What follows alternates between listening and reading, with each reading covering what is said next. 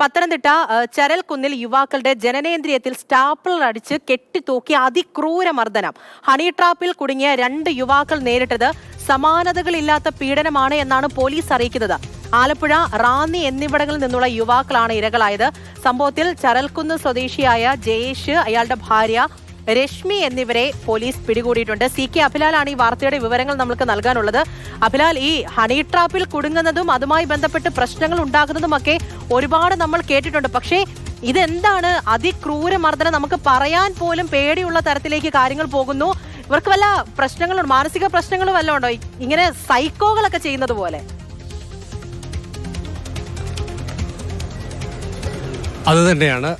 Psycho മനോദിലുള്ള ദമ്പതികൾ കേവലം honey ട്രാപ്പിൽ ഉദ്ദേശിച്ച് പണം തട്ടുക എന്നുള്ള ഉദ്ദേശത്തോടു കൂടി മാത്രമല്ല, മറിച്ച് യുവാക്കളെ അതിക്രൂരമായും പൈശാചികമായും പീഡിപ്പിച്ച് അതിൻ്റെ ദൃശ്യങ്ങൾ ചിത്രീകരിച്ച് അതിൽ രസം കണ്ടെത്തുന്ന ദമ്പതികളാണ് എന്നുള്ളതാണ് നമുക്ക് പോലീസിൽ നിന്ന് ലഭ്യമാകുന്ന പ്രാഥമിക വിവരം. ഈ മാസം 1-ാം തീയതി ആലപ്പുഴ സ്വദേശിക്കും 5-ാം തീയതി തിരുവോണ നാളിൽ പത്തനംതിട്ട റാന്നി സ്വദേശിക്കുമാണ് സമാനതകളില്ലാത്ത മർദ്ദനം ഏൽക്കേണ്ടി വന്നത്.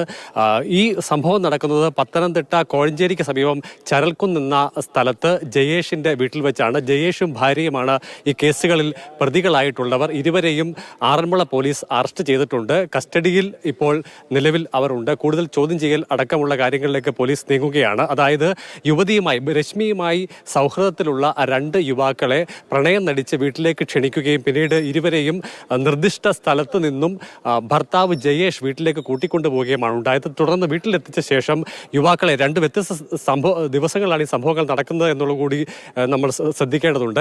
യുവാക്കളെ വീട്ടിലെത്തിച്ച ശേഷം വിവസ്തരാക്കി ഭാര്യയ്ക്കൊപ്പം ലൈംഗിക ബന്ധത്തിൽ ഏർപ്പെടുത്തുന്ന തരത്തിൽ അഭിനയിപ്പിക്കുകയും അതിൻ്റെ ദൃശ്യങ്ങൾ പകർത്തുകയുമാണ് ആദ്യം ചെയ്തത്. പിന്നീട് ഇരുവരും കൂടി കൈകൾ കെട്ടിയ ശേഷം കെട്ടിത്തൂക്കുകയും തുടർന്ന് അതിക്രൂരമായ മർദ്ദനം നടത്തുകയുമാണ് ഉണ്ടായിട്ടുള്ളത്. യുവാക്കളിൽ ഒരാളുടെ ലൈംഗിക അവയവത്തിൽ 23 സ്റ്റാപ്ലർ പിന്നുകൾ വരെ അടിച്ച സംഭവം ഉണ്ടായി. മറ്റൊന്ന്, കെട്ടിത്തൂക്കിയതിന് ഒപ്പം തന്നെ കയ്യിലെ നഖങ്ങൾ പ്ലെയർ ഉപയോഗിച്ച് പിടാൻ ശ്രമം നടത്തി. അങ്ങനെ ഒട്ടും സമാനതകളില്ലാത്ത തീർത്തും അപൂർവമായ ഒരു കേസായി തന്നെ ഇതിനെ പരിഗണിക്കണം എന്നുള്ളത് തന്നെയാണ് പോലീസിൽ നിന്ന് നമുക്ക് ലഭ്യമായിട്ടുള്ള വിവരം. എന്തായാലും കേരളത്തിൽ സമീപകാലത്ത് ഹണി ട്രാപ്പുകളിലൊക്കെ തന്നെ പെട്ടിട്ടുള്ള യുവാക്കൾ അനുഭവിച്ച ശാരീരിക പീഡനത്തിൽ നിന്നും തികച്ചും വ്യത്യസ്തമായ ഒരു സംഭവമായി തന്നെയാണ് ഇതിനെ കണക്കാക്കുന്നത്. ഇവരെ കേന്ദ്രീകരിച്ച് കൂടുതൽ അന്വേഷണത്തിലേക്ക് പോകേണ്ടതായിട്ടില്ലേ? കൂടുതൽ പേരെ കുടുക്കിയിട്ടുണ്ടാകും, ഹണി ട്രാപ്പിൽ പെടുത്തിയിട്ടുണ്ടാകും എന്ന് മാത്രമല്ല, ഈ രീതിയിലൊക്കെയാണ് സ്വഭാവം എന്നുണ്ടെങ്കിൽ പലരും എത്രത്തോളം അനുഭവിച്ചിട്ടുണ്ടാകും എന്നുള്ള സംശയം കൂടി നിലനിൽക്കുന്നുണ്ട്.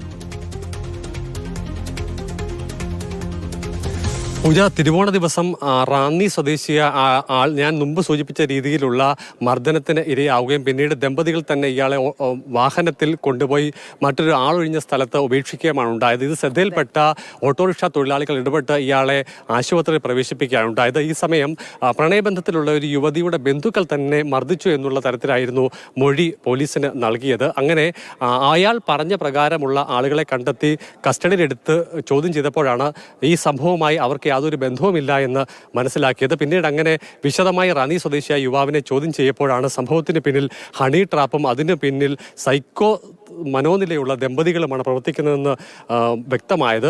കൂടുതൽ ചോദ്യം ചെയ്തപ്പോഴാണ് ഏതാനും ദിവസങ്ങൾക്ക് മുൻപ് ആലപ്പുഴ സ്വദേശിയായ ഒരു യുവാവും സമാന രീതിയിൽ ട്രാപ്പിൽ അകപ്പെട്ട് പീഡനത്തിന് ഇരയായി എന്നുള്ള കാര്യം വ്യക്തമായത്. ഇരുവരുടെ വിശദമായ മൊഴി രേഖപ്പെടുത്തി 2 FIR-കളാണ് പോലീസ് രജിസ്റ്റർ ചെയ്തിട്ടുള്ളത്.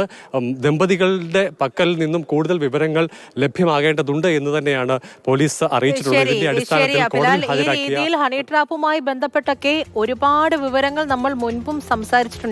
പലർക്കുമുള്ള ദുരനുഭവങ്ങൾ നമ്മൾ കേട്ടിട്ടുണ്ട്. പക്ഷേ ഇത് ഇപ്പോൾ വന്ന ഈ വാർത്ത, പത്തനംതിട്ടയിൽ നിന്ന് വരുന്ന വാർത്ത, അത് എന്താണ് ശരിക്കും സംഭവിച്ചത് എന്ന് പറയാൻ പോലും പേടിയുള്ള തരത്തിലേക്കാണ് കാര്യങ്ങൾ. അത്രത്തോളം നരകയാതന, അത്രത്തോളം വേദന അനുഭവിച്ചിട്ടുണ്ട് എന്നുള്ളതാണ്. കൂടുതൽ അന്വേഷണത്തിലേക്ക് കൂടി പോലീസ് നീങ്ങുകയാണ്. CK അഭിലാലാണ് വിവരങ്ങൾ നൽകിയത്.